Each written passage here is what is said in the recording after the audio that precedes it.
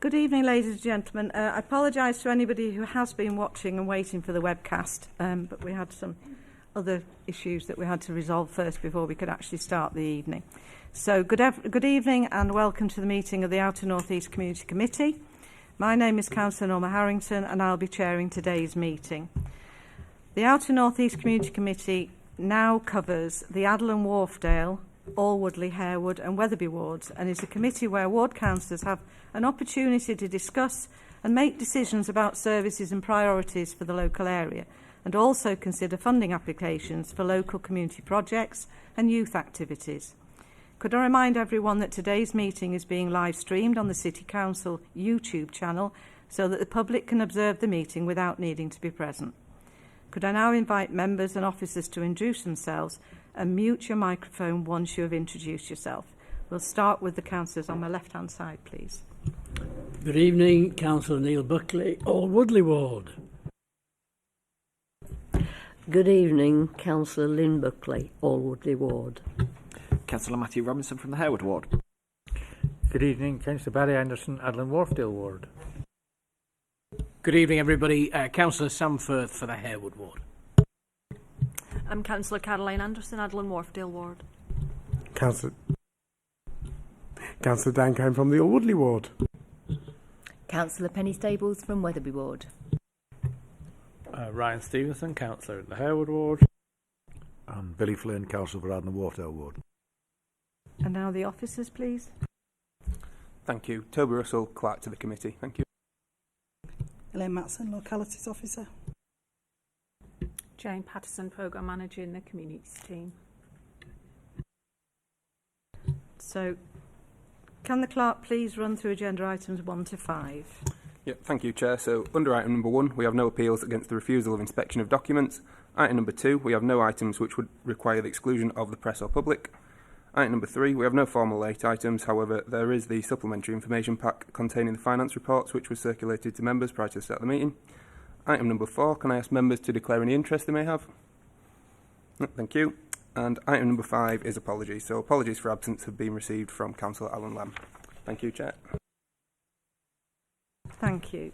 So item number 6 on the agenda is the open forum. At the discretion of a chair, a period of up to 10 minutes may be allocated at each ordinary meeting for members of the public to make representations or to ask questions on matters within the terms of reference of the Community Committee. No member of the public shall speak for more than 3 minutes in the open forum, except by permission of the chair. There are 2 members of the public that are here this evening. The situation is that we need you to tell us what your views are, what you want to present to us about the issues that you want to raise with us, and then at the end of that 10 minutes, then councillors may wish to ask you questions for further clarification. Okay? But that's the situation. So you now have 10 minutes maximum. Thank you. Right. Thank you for giving us the opportunity to speak today. We appreciate that. So I'm going to talk for a few minutes first. Sorry, I'm Trudy Canavan, and then Suzanne will follow on from me. So I'll kick off. So, I don't know, some of you may already know this, but for those that don't, for over 2 years we've been raising questions with Leeds City Council about the climate emergency narrative. Now, during that time, we've attended climate advisory and community committee meetings. We've met with both councillors and officers. We've presented a deputation to full council, and we've shared a wealth of information with all elected members. Yet, despite these efforts, we're still waiting for meaningful engagement, particularly from those elected to represent the public. So today, we'd like to ask a few questions and hear your views. So first of all, what do you understand CO2 to be, and what proportion of the Earth's atmosphere does it actually make up? It's an important question and one that deserves careful thought, especially given the sweeping changes being made under the banner of net zero. If CO2, often referred to as the gas of life, is misunderstood or dismissed, and if net zero policies end up harming people and the environment, then choosing not to question them now may mean sharing responsibility for the consequences. You may be interested to know that Pembrokeshire Council has recently moved to review their 2019 Climate Emergency Declaration. They've openly said they're no longer confident it was the right decision. It's likely that other councils will follow suit. Will you argue for Leeds to be amongst them? We'd also like to hear your thoughts on the growing number of solar farms and battery storage plants planned for Yorkshire. At this moment, there are 240 such sites awaiting construction in this region. Back in September 2024, Thomas Barrett of the Local Democracy Reporting Service reported that a 12-acre solar farm containing over 12,000 solar panels, along with battery storage, was approved to power the electric vehicle charging at Moto Wetherby services. 12,000 and odd solar panels. This went ahead despite 17 local objections. Now, although this site lies just outside your ward, with 240 projects in the pipeline for the Yorkshire region, some are bound to appear closer to home. And from what we've seen, consultation with local residents is starting to feel more like a box-ticking exercise than genuine engagement. This falls short of the Gunning principles that define a proper public consultation, principles that in the past have been honoured in more localised matters, such as Ginnelgate consultations, which every resident that were affected by them was spoken to in person. Rights of way people were contacted. Whole lot of consultation for a relatively tiny piece of action, and these huge developments are really not even coming into public knowledge until they're already approved and being built. Thank you. Let's also reflect on a few predictions. Let's also reflect on a few predictions that never came to pass. In 1970, scientists warned of a new ice age by the 21st century. In 1988, NASA's James Hansen predicted parts of Manhattan would be underwater by 2008. A 2001 IPCC report suggested snow would become rare in the UK by 2020. In 2008, scientists forecasted an ice-free Arctic by 2013. We've heard some terms evolve too, from global cooling in the 70s to global warming and finally climate change, when warming failed to match the projections. Right now, net zero is losing credibility, not just in the UK, but around the world. Germany has shut down wind farms over cost and inefficiency, and Audi is shifting back to diesel. Public confidence is waning, as shown by the growing support for reform. So we ask, will you continue to support and allow these large-scale projects to go ahead without challenge, even when they may not serve the public interest? And finally, a very simple question. Who here is willing to meet with us again without tight time limits and have a proper conversation about these concerns? And we didn't realise that we had 10 minutes to speak. We thought it was 10 minutes in total, so that's why we've cut it quite short.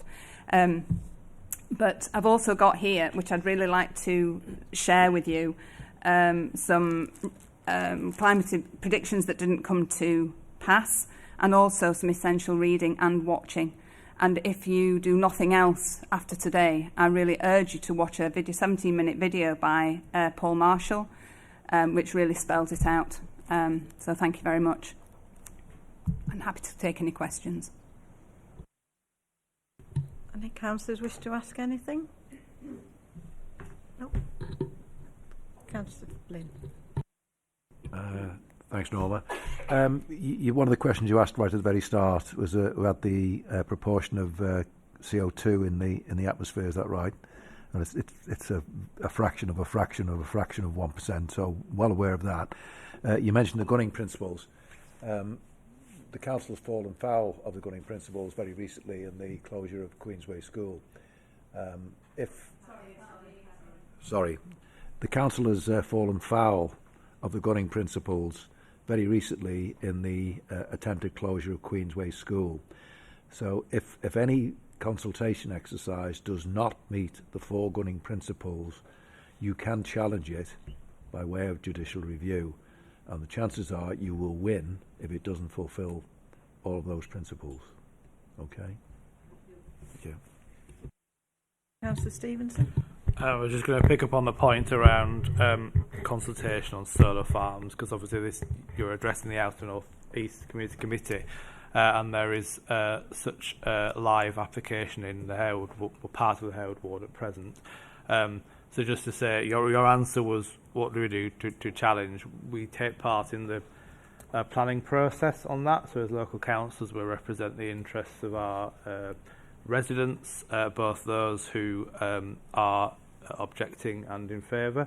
So obviously, if we're on a plans panel, we can't predetermine it, but just to give some assurance that where there are issues around like the battery storage things, in our neck of the woods, our Member of Parliament took part in a debate in Parliament last week on this specific issue, raising concerns about the battery storage and the safety element of them around thermal runaway and other points.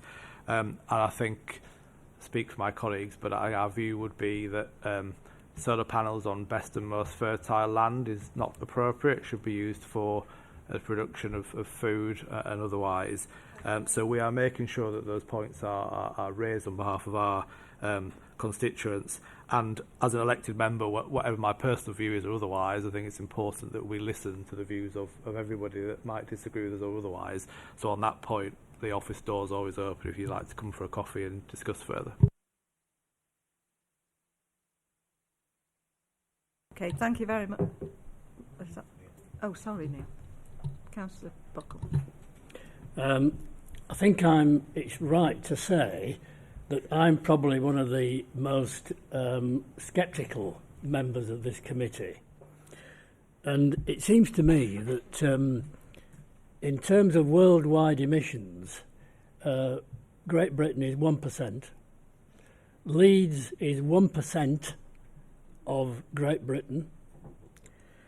And if we go on, as Ed Miliband wants us to go on, with solar farms, wind farms, with electricity costs to industry, the highest in the world, it will bankrupt the country.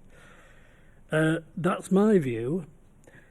We should, and if you remember, this government came to power saying that they were committed to growth.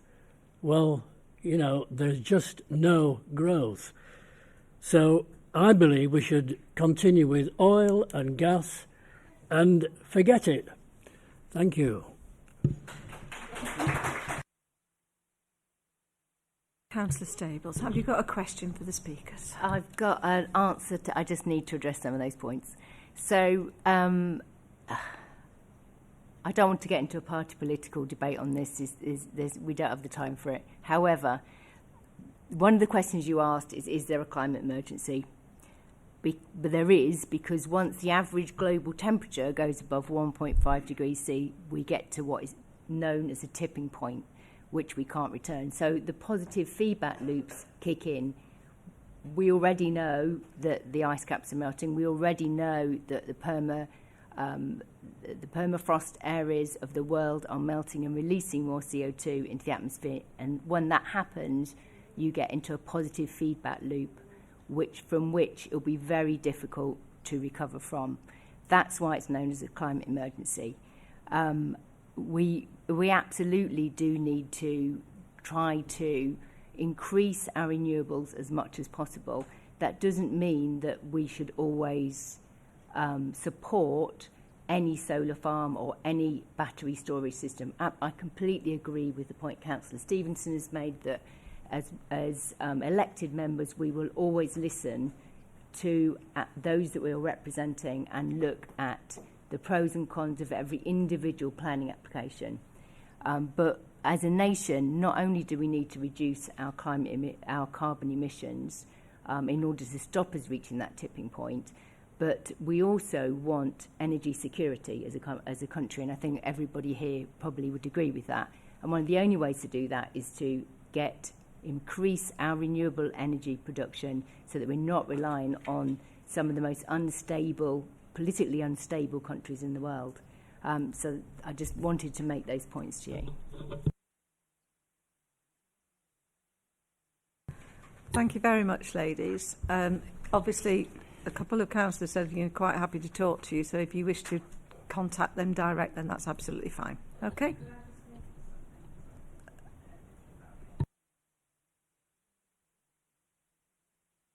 All I was going to say is we've got some documents here which we've spent a lot of time putting together, I'd be really grateful if we could give them to you. And Councillor Stables, I'd really appreciate a conversation with you privately. That would be brilliant. And with anybody that would want to. We're more than happy to speak to anybody who wants to do that. It's really important. If you leave the papers on the end of the table, we'll make sure that they get distributed. Lovely.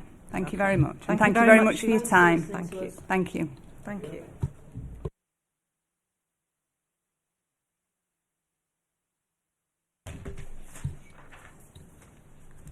So, agenda item number 7 is the Chair's role profile, which Elaine is going to talk about.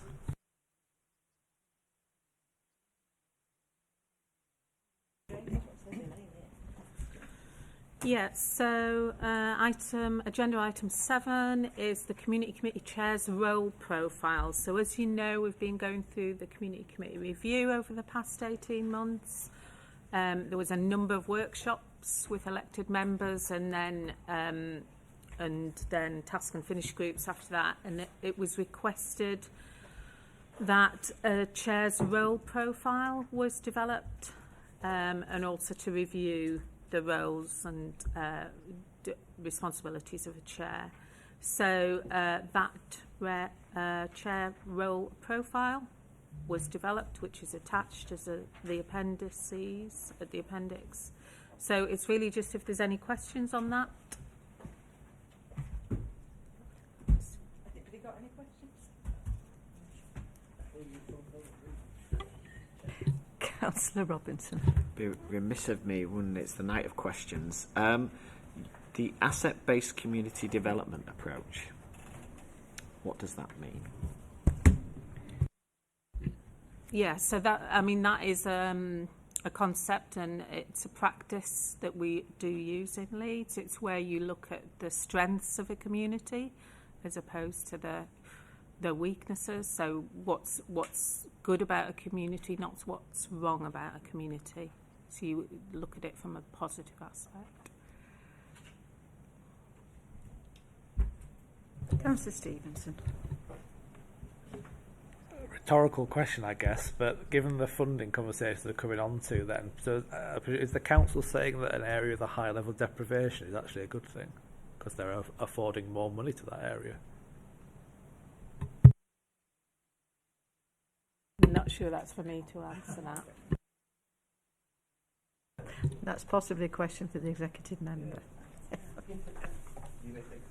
Possibly. Okay. Right. So are there any other questions about the Chair's role profile? Oh, yeah, whatever. Right, okay. So agenda item number 8 then is the Champion's role profile report. Yes. Jane is going to continue. Yes, so again, leading on from the Community Committee review and the workshops that were held, the working groups decided to look at the champions' roles in particular, looking at role profiles, champions' themes, how the subgroups could be developed, that sort of thing.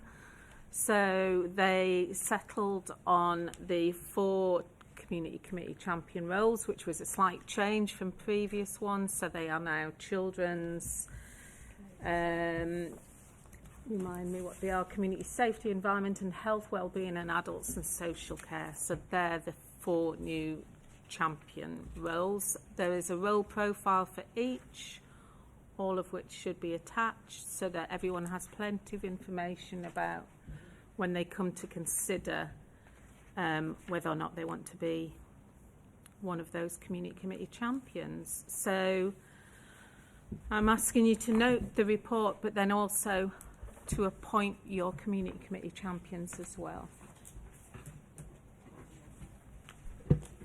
Okay, so all members of the committee were asked to show what champion's role they'd be interested in taking on, and we have Councillor Stevenson is happy to undertake children's. Councillor Caroline Anderson is happy to take on the health, wellbeing and adult social care. I presume you were doing that before, Caroline, and you're absolutely the best placed person to be doing that.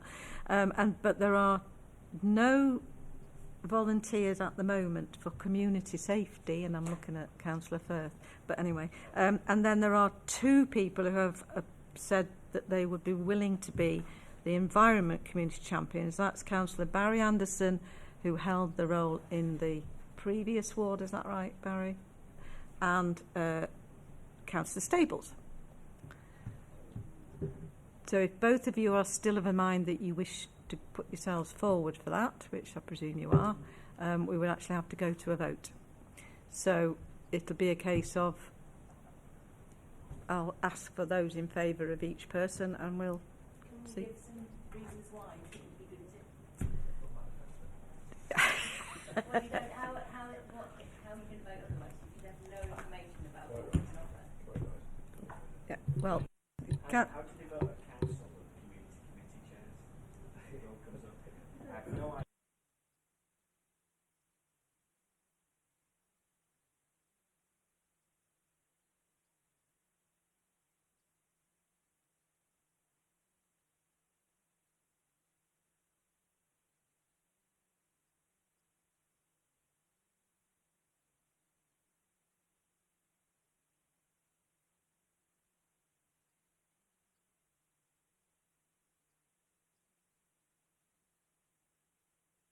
Asking again, if you are both of a mind, I mean, Councillor Anderson, would you be willing to say a few words about why you want to be the community champion for environment? And then we'll afford the same courtesy to Councillor Stables, but will you please limit your remarks to 2 minutes each? Thank you.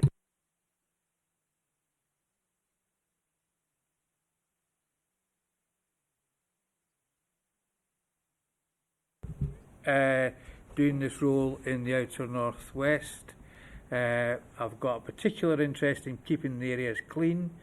I've got a particular interest in trying to make sure that we actually do get some bins collected in all of our wards. I sit on the climate emergency group as well, so I've got inputs into most things. When it comes to that, I have been heavily involved in tree planting, not just within my own ward, but throughout the whole of the outer northwest as well. So I'll leave it there. Councillor Stables. Thank you. So I suppose I come from a slightly different angle on this, in that I've been very involved in the community with environmental issues for 6 years now. I'm the founder of the Boston Spa and Wetherby Community Green Group, and I'm now a trustee of that. Now it's the CIO. I've been very involved in all the big projects that we've done. So we've got a trees and wildlife group. We've planted new woods, thousands of new hedgerow saplings. We've got a big bike fix where we take in, repair, recycle basically bikes that are donated, and we've got through nearly 1,000 bikes now over a 3-year period, and they go to people that couldn't afford otherwise to have a bike. We've had a big recycling project in Wetherby and Boston Spa where people bring in items like crisp packets, pens, etc., coffee pods and things which couldn't be recycled in green bins, which have then been recycled, tons and tons of crisp packets. I'm part of an education programme through the Community Green Group where we've been in all the local primary schools. We've also been to Boston Spa Academy. We've done talks to all of those Key Stage 1 and Key Stage 2 about climate change, about the environment, about wildlife, about increasing biodiversity and what they can do to make a difference. And in the high school, looking at ways they can increase the biodiversity. If I had 2 minutes, just anything else that we've done. Plastic-free work, so working with local businesses and organisations to get them to sign up to a plastic-free environment, which means no single-use plastic, education, bikes, and clean rivers. So I've also worked with the Clean Rivers groups up and down the River Wharf, looking at we were part of the citizen science project to measure the pollution in the River Wharf, and work with them in terms of lobbying as well on that too. And I've also, worked with Parks and the Woodland Creation team, looking at in Wetherby Ward opportunities for further planting and wildflower areas as well. Thank you. I'm also part of SEAC. Do you want to turn your microphone off? Oh, sorry. Okay. No. Don't start that again. Right, okay. Right. So the only thing that we can do, because you obviously both have various aspects that you're really interested in this particular champion's role, so we will have to put it to the vote. So all those in favour of Councillor Anderson taking on the role of the Environment Champion for the Community Committee, please raise your hand. Okay, thank you. And those in favour of Councillor Stables? Yes, you will. Okay, thank you. So, I'll note that there were 2 abstentions. So the committee have decided that Councillor Barry Anderson will be the Environment Community Champion. Thank you.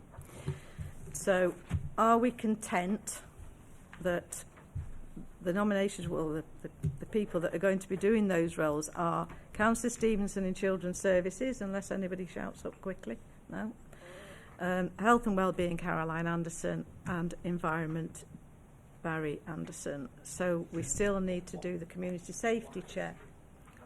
Worst case scenario.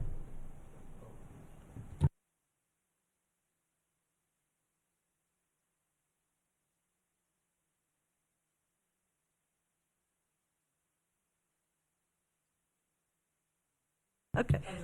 You should see the money that's going into community safety. Right, okay. So is everybody happy that we're content that we now have our 4 community champions? Right, so you've got Councillor Robinson, all right? Okay, thank you very much. So item 9 is the delivery group nominations report, which kind of followed on from the champions, doesn't it? So again, following the community committee review, it was agreed that each themed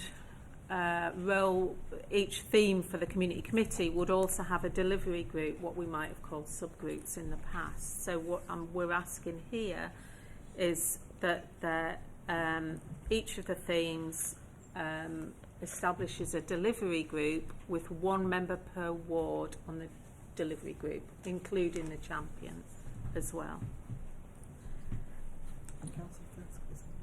Councillor Firth.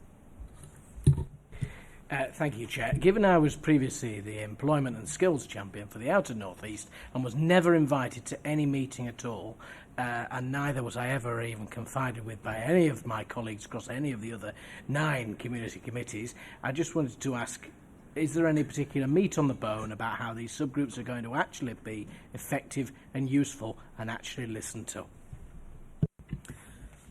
Yes, so the community committee champions, all 8 of them across the city, will meet with the executive board member and with the appropriate officers for each of those themes. They together will then come up with some suggestions, priorities, and it will be up to the community committee champion to feed that back to the delivery group, and also for the delivery group to work up what they want to do in their local area.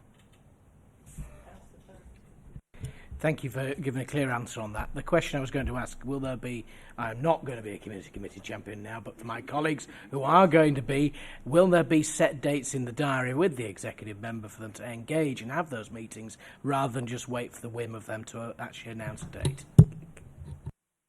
Yes, and it will be the responsibility of the executive board member and their officers to set those dates for those champion meetings. And it was made abundantly clear at the community committee chairs meeting that Councillor Harland will be holding those exec board members to account if they slip up on that particular role. Ask a question on the protocol then. So the delivery group is formed and it reflects back what the priorities are as the committee champions brief. The delivery of that then sits with who? So this is the wording is crucial. This is a delivery group, not yes. not anything else. Yeah, the wording is, as you say, crucial. Delivery group is different to a subgroup. So the delivery group and the community committee as a whole will be expected to deliver on some actions and priorities throughout the year.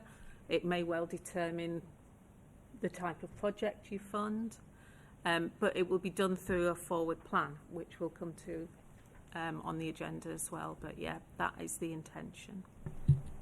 Can I just say that all of this has come through the community committee review process. The community committee, the delivery group, which I know that Councillor Anderson and I'm pretty sure Councillor Cohen was also on that, and all the workshops that were there, and these are suggestions that members have made, that they wanted to see a more robust champions role and they wanted to see things happening more professionally than maybe they had done before. So I take the point that, yeah, there's a lot of questions about how it's actually going to come to be, but this is the starting point, and we're already sort of nearly a quarter into the new municipal year. But Councillor Robinson. I think it's just important that this committee has it on record that the expectation is not that we are delivering for the council its priorities, but it's how the council is delivering our priorities in our communities that matters. So subject to that being the brief, I'm very comfortable. But subject to me being told, hey, here's what you're going to be delivering in the next 9 months of the year, I'm afraid the executive member and others may get a rude awakening in some of those meetings. I was under the impression that it was supposed to be a two-way street, actually, Councillor Robinson. Yeah, that the idea is that the community champion will, with the delivery group, work out what the priorities are for our community committee, and then all the community champions will be having regular meetings with me. So to highlight those and to see how we're actually going along and actually getting anywhere with any of them. Okay?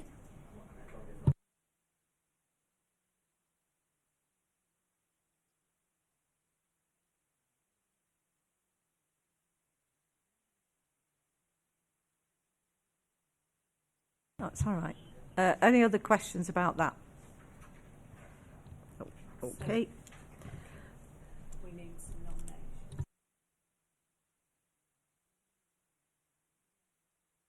Okay. So are there any people who are willing to go on to those delivery groups? So we need one per ward for children's services, one per ward for health, wellbeing and adult social care, one place for each ward on community safety, and one for environment. So, Chair, can we take it as a given that the champion is the representative of that? Right, fine. Absolutely, yeah. So, as far as children's services go then, Councillor Stevenson is obviously the Wetherby ward. So we need, Harewood ward. So we need a Wetherby and Wetherby, Alwoodley, and Adel and Wharfdale representatives. So is it? I'm really sorry, but I'm not so sure that it's appropriate to say at this point, considering that we've only just appointed the community champions, to expect people to put their hand up and say, yeah, I'm happy to be on the delivery group. We can absolutely defer and do it outside of the meeting. Elaine will circulate something. So if anybody who then wishes to do that, would they please contact myself and Elaine, and then we'll take that forward outside the meeting. Thank you very much.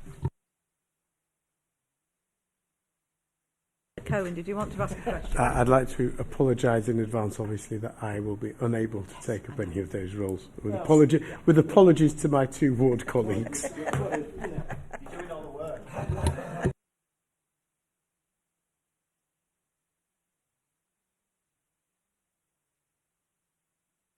Are we all clear with where we're going with that?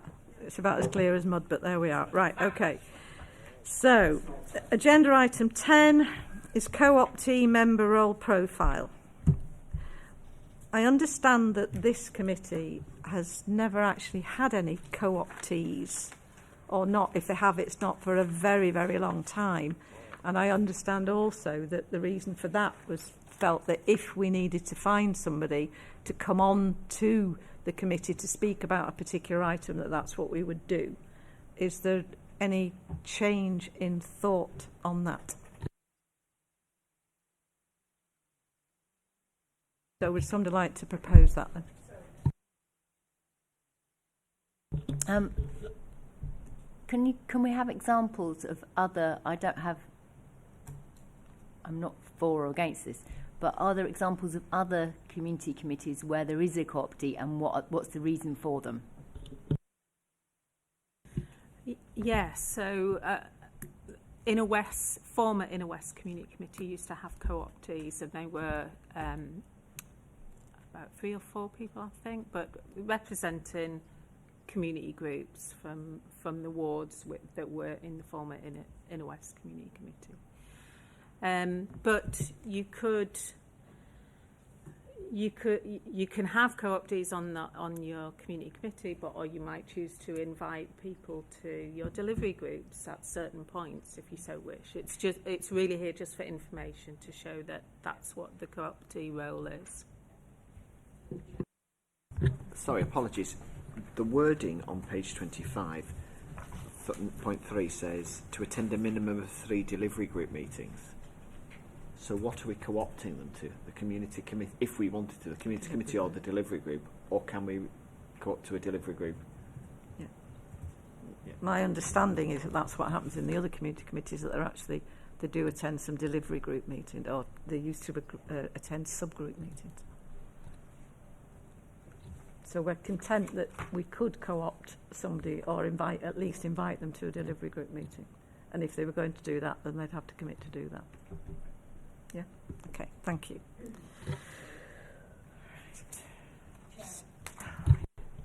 Sorry, apologies. Can I just ask what would be the mechanism to do that? So if we decided for one of these delivery groups that we wanted to either co-opt someone onto it or invite them, what is the mechanism to do that? Does it have to come to this meeting? What would happen? It would be up to the community committee champion and the delivery group themselves if they wanted to do that. Have I misunderstood? The delivery groups are citywide, aren't they? So there's going to be a children's services delivery group citywide, or is it a children's service delivery group just for? So effectively, the champion would chair it, and then there'd be one for each area. Okay.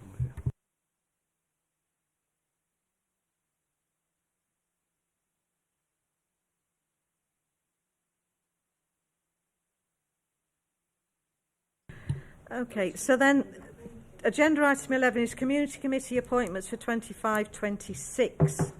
Toby.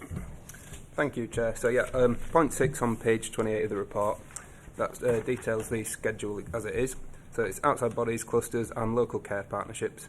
So the LCPs have been provided by the LCP development team, because there's one that I did query with them, which was the local care partnership for Central, but they said they came back to me and said it covers the Old Woodley ward slightly. So you can feel free to sort of leave an appointment if you don't think, if you want to leave it vacant, or if you have any queries, or you want me to take anything away and speak to the person in charge of each LCP or cluster, whatever, then we can reconsider it at the next meeting. But I'll just go through the nominations if that's okay. So the first outside body we have is the Aberford Almhouses Trust, which current appointee is Councillor Stevenson, and that's due for review.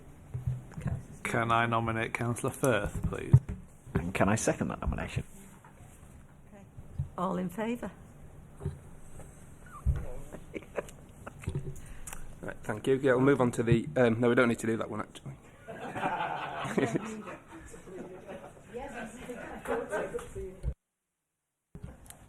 Thank you. And the next one will be the Bramhope Youth Development Trust, which currently has Councillor Flynn on. Pretty happy to? Yeah. Thank you. I'll do everything, yeah. And then we have the Emmerdale Stakeholder Panel with Councillor Stevenson on. Leaving this out, yeah. I'd like to nominate Councillor Stevenson. I'll second that nomination. I think it's just a continuation, isn't it? Thank you very much.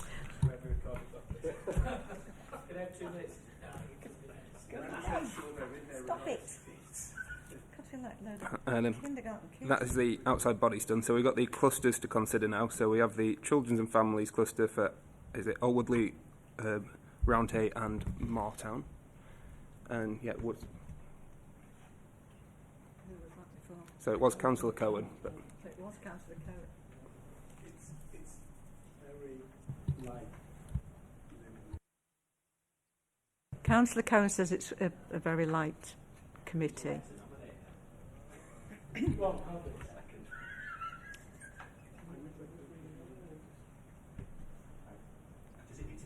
So I think it's if it's going to be defer and agree at the next meeting.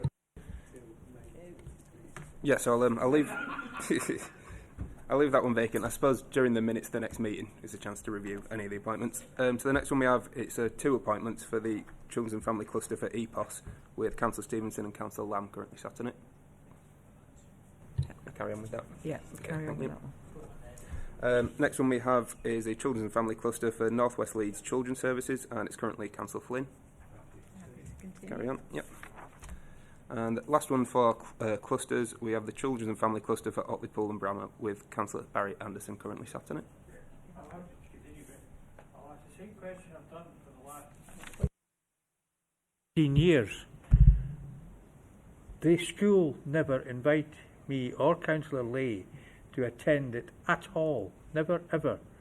We were there to begin with. Then they changed the constitution to take, to try and reduce the impact of. Because I used to get a briefing from an officer before I went. That was all cut off. I mean, are we still meant to be on these things? Well, it's kind of up to the committee to fair. If you want to leave it vacant and not No, appoint I'm happy to anyone, do it, but someone needs to get in touch with Children's Services and tell Children's Services, you've got to get them to invite us, because it's been very loose, left behind. I mean, Jane will testify to the problems we've had in Outer North West. Governance have raised this with Children's, haven't you? So it's not just this cluster that's the issue. It is a number of clusters, and it has been raised by governance and will continue to be. So. I'm happy to do it, but just need to be aware. Just as the Children's Champion Chair, I'm alarmed to hear that in the Elmit partnership, because we have a dedicated officer who circulates the agenda, etc., and meets, and I would expect that to be the same in all areas of children's services. So perhaps, Councillor Anderson, if you have a problem, by the time we next meet, if you let me know, I will certainly raise it through our Children's Champions meeting with the Exec Board member. And yep, now on to the LCP. So we have the local, it's a new one, so it's a new local care partnership central, which, as I said, it just covers into the old Woodley ward, but it's down as vacant, so you can leave it vacant or appoint to it if you. Councillor Buckley. This used to be Alwoodley, Roundhay and Moortown, didn't it? What are the other 2 wards now? I believe that it covers pretty much the same area. They've just rebranded it. They've all been provided by the local care partnership development team. They have provided me with like an interactive map which shows which area they cover. Yeah, but I think they've altered it actually. Yeah, they've altered a few of them. I think they've reduced them to 8 or something. Because, again, following on from what Councillor Anderson said, I used to go to this, and sometimes I used to go with Peter Harrand as well. And I said at one point, it's all very well talk, but there seem to be no objectives and no way of measuring the outcome of your objectives. And after that, we were never invited again. And this is the same, absolutely the same thing, complete silence. So I don't mind doing it, but I would like some assurance that there's a real objective to it and so forth. So again, possibly that's something that Councillor Anderson could raise at when you have the Champions meeting with the Executive Board member, because it is something that the Council were really, really keen to get councillors involved in. So it makes sense that they give it a bit of a push, doesn't it? Okay, thank you. Right, thank you. So would you like to be appointed to that then, Councillor Buckley? So put you down for that one. Okay, thank you. Next we have the local care partnership for Wetherby with Councillor Harrington holding that. Yeah. Yep. Okay. And the last one for local care partnerships is the Holt Park and Woodsley with Councillor Caroline Anderson appointed. That contradicts what it says on page 35 of our reports. Can the officers in the council agree who it is they're wanting to appoint? Because according to this, they're saying they want someone from inner north, someone from outer northwest, and someone from inner southwest. Nobody from this one. Can I just point out, this is one of the anomalies that you've got when you've decided to take away the outer northwest and split us up. And it's not the only part of the city that's got the same problem. Okay, thank you. I'll take that away to the LCP team. Would you like to leave an appointment on it, or shall we? Can I just make? No, I'm quite happy for Caroline to do it. No, just going to say, is the issue that it crosses over ward boundaries and area boundaries? It did anyway. Because it does. Because there's multiple that we have one, for example, that we're part anyway. of. But the point is, Outer Northwest as a community committee will probably want to nominate. Now that Wheatwood Ward has been brought into that one, just, because I'm going to bring up another one in a minute where we're going to have the same argument over something else, and I'll bring it up then, where Outer Northwest will probably want to appoint. But I think Hadland Wharfdale is equally affected by one other group that we're not down to put someone on. If I can just say, Councillor Anderson, that when they started the bit with the LCPs in particular, that I was the Wetherby ward, and I said, was it possible? Because obviously Wetherby covered Harewood and Wetherby, but it didn't cover all Woodley. And I was told that it was perfectly reasonable for a councillor from this community committee to go to the LCP that actually covered all Woodley, which was why Councillor Buckley was originally going to those meetings. So I have no reason to believe that that's actually changed, but we can clarify that with the LCP team. And then that might help resolve it. So possibly we defer that one until we've got some feedback on that and talk about it at the next meeting. Councillor Caroline Anderson. Just keep that as is just now, for me on that one. But when we were in Outer Northwest, Councillor Graham Latty used to go to the one that was covered by Guiseley, which was a different one to the Holt Park and Woodsley one. And then I was on the Holt Park and Woodsley one because that was our part of the Outer Northwest. So they might be able to have somebody from Outer Northwest and Outer Northeast, but we'll see. Yeah, we just need to clarify it, don't we? It certainly was never an issue before, so I don't see why it should be now, especially with the changes. Thank you. Yeah, just one more to do. It's the Corporate Parenting Board, which is Outer Northeast and is currently with Councillor Stevenson. So to remain. The Leeds Bradford Airport. I was a member of that consultative committee, and Adel and Wharfdale is significantly affected by it. And if it goes to the Outer Northwest representative, shall we say, the views may be different.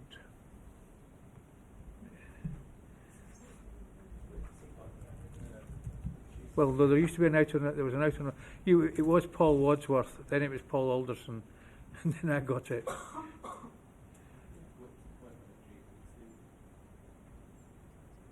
Do you want to clarify? We're going to clarify that one.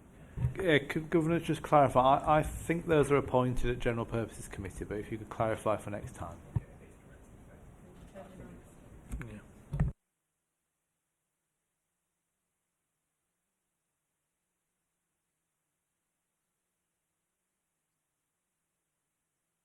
Item 12 is the Outer North East Community Committee Forward Plan for 25-26. Jane. Yeah, so this is just as I referred to before. This will be the document that you will use as a committee to set your priorities, help determine where you want to spend your money. And it'll be based on the 4 themes. You will set through your champions, through your local delivery groups, where your priorities are.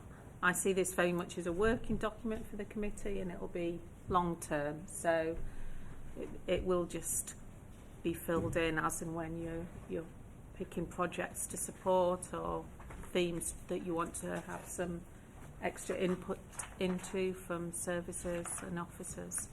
So it's really just there for your information, but as part of the community committee review, each committee is expected now to have a forward plan for the year. Councillor Anderson. Principle with it, but the city priorities, what happens if the city priorities are a total, utter opposite of the general direction that we would like to go in? Example, refuse collection. We have strong views around here about the poor refuse collection we've got in our areas. The administration do not share our views. They are proudly telling the world that we've got one of the best refuse collection services in the world almost, so they would not like us. I mean, one of the ones I'd be looking for is that we would like to have more control over what's happening in refuse collection, and we would like to hold them personally to account more often than we're allowed to do, because they're not delivering. But they'll never ever put that down as a city priority. Never ever will they confirm with that. Or when it comes to street cleansing as well, the way that they have reallocated the resources, so we get less in our area now, because we used to have a protocol when I first got onto council where we set the priorities for how often streets were cleaned, etc. That's been taken away from us over the years. So what's happening with that? Are we going to have that protocol still or not? I don't know in answer to that question. This isn't about delegations. This is about you as a committee setting priorities and working together with the officers to try and come up with the best solutions within the limited resources, I guess. So, but the city priorities will be the overarching ones, but you are quite at liberty to set your own local priorities, absolutely. Councillor Stevens. It's an interesting point. I think this is one of those desk exercises that if somebody was to set up a Department of Local Government Waste, will probably be top of a list. It's a member of staff coming up with an idea that's going to be an utter waste of time, because as Councillor Anderson just pointed out, we're going to populate a template saying what we want in our areas, but we have absolutely no power to deliver. And I think as a committee we move forward, if we've got to do this with some disasters from high up to do it, I think we need to be very clear on that document, if it's certainly the public one that our residents see, that whilst these are our political ambitions for our community, the levers to deliver them rest squarely with the Labour-run council, and we do not have those levers to deliver them.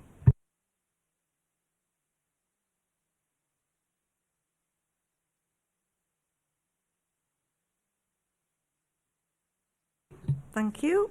And agenda item number 13 is the Outer North East Community Committee Finance Report. That's Elaine. I take it you've all read the finance report. I just want to draw your attention to how the community committee is recommended to agree how its delegated budgets are allocated and spent across the committee area in 25-26. Okay.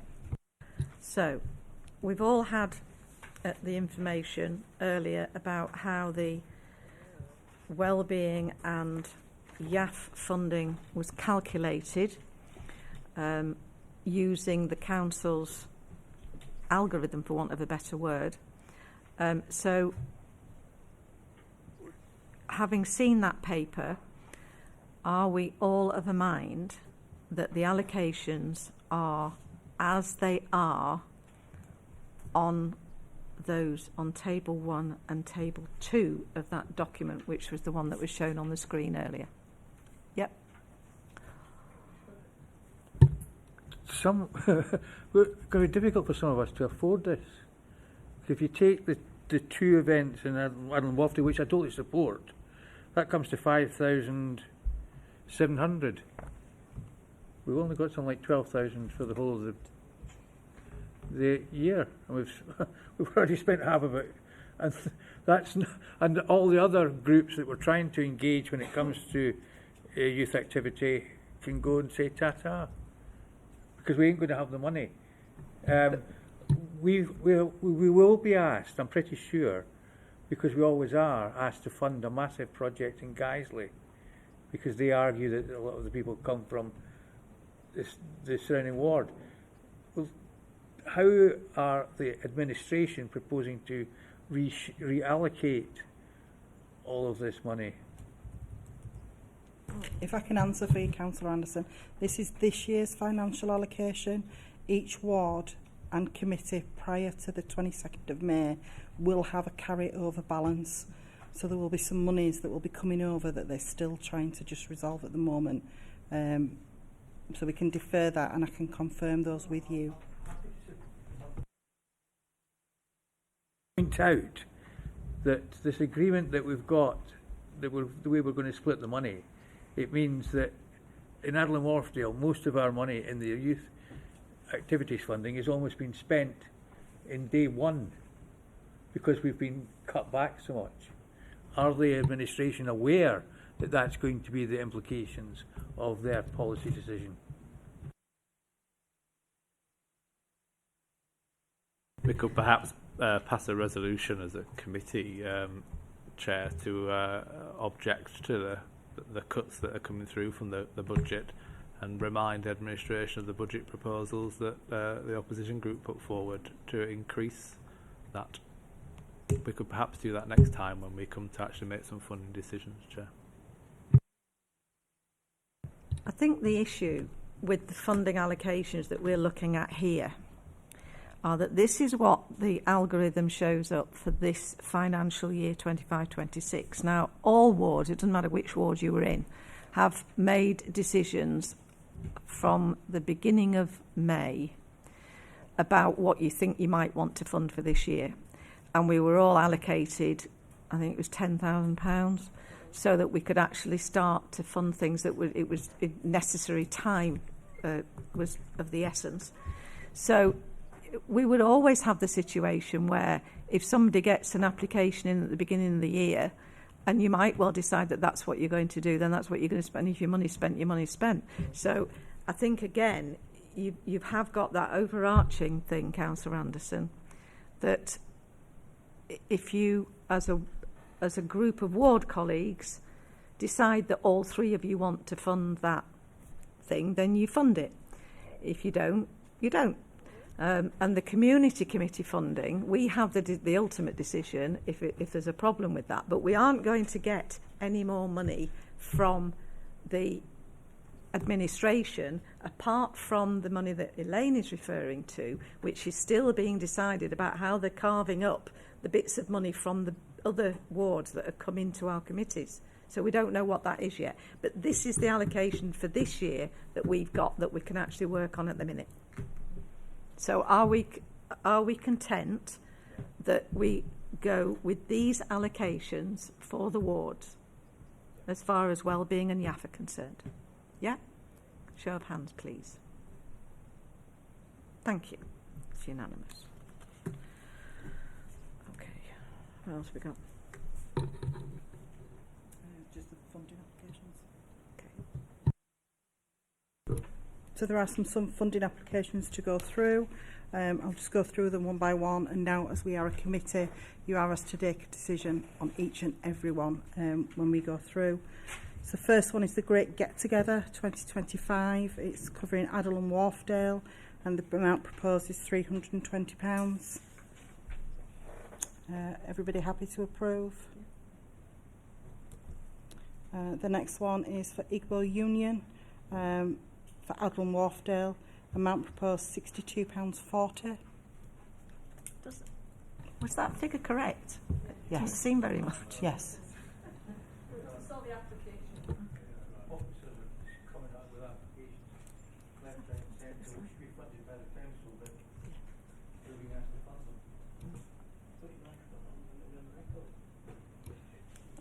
The next one is the Fab Entertainment Programme for Adel and Wharfdale. The amount proposed is £636.15. You're happy with that? Yeah. Okay.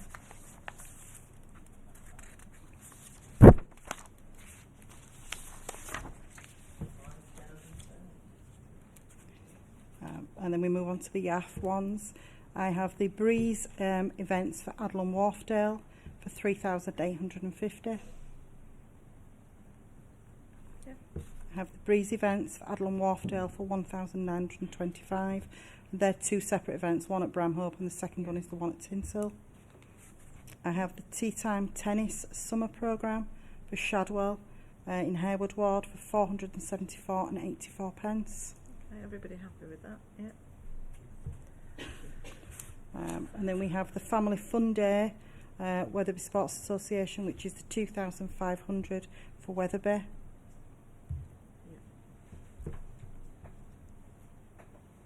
Yeah. And the last one for the YAF is the Breeze event for Wetherby for 3,800. Which we had declined because we felt, well, certainly Councillor Lamb and myself declined it, because we felt that it was a very expensive for one day compared to what the Rhinos deliver for a week. And we thought that on a comparison basis, it really was an awful lot of money for what they were actually delivering at the Breeze in Wetherby. But the Sports Association have come forward with a suggestion that they would actually like to do something like the Family Day they'd recently run, which we could incorporate some of the other things into that. So that's what we're looking at the moment. Thank you.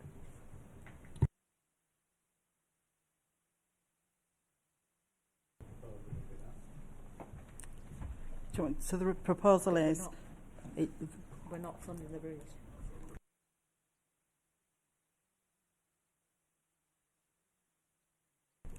Okay.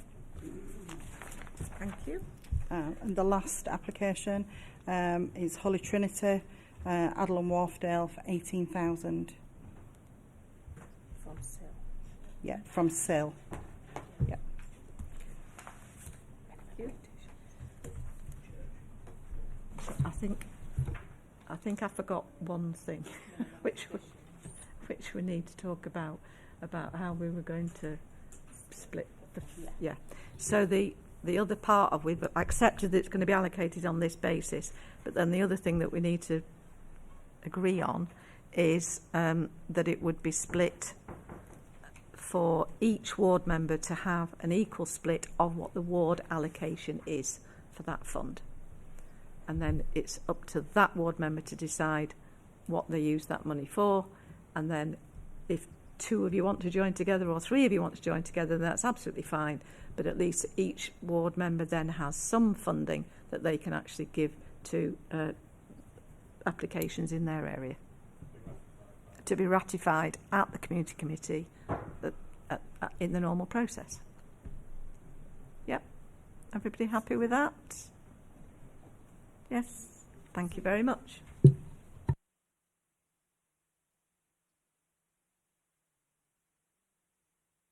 And the last one for the finance report is just to reaffirm the minimum conditions, which are on para 15, which is regarding the majority support from all community committee members prior to it being taken.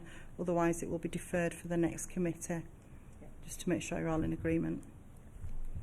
Thank you.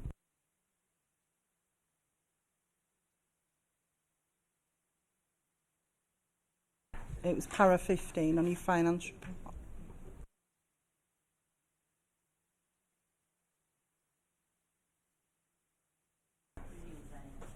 Any questions?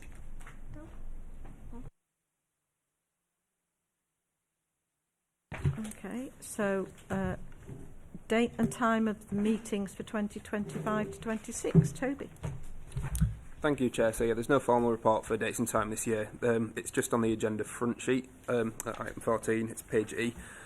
So they've already gone out as diary holds, so it's just if anyone had any comments or any amendments to them. So we've got Monday the 15th of September at 5:30 p.m, Monday the 1st of December 2025 at 5:30 p.m, and Monday the 16th of March 2026 at 5:30 p.m. So, yeah, if anyone wanted to comment on those, if not, I'll get the invites formally sent out.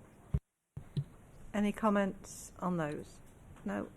And obviously we will be looking at the public consultative part of the committee work, which will be largely taken up by the delivery groups deciding what projects they want to take forward or what information they want to give to people in the area, and we'll do it on the basis probably of the parish and town council forums, the way that we've previously done it, so that at least all of the parishes are aware of it. They can all come to that meeting, and they are the meetings that move around the area.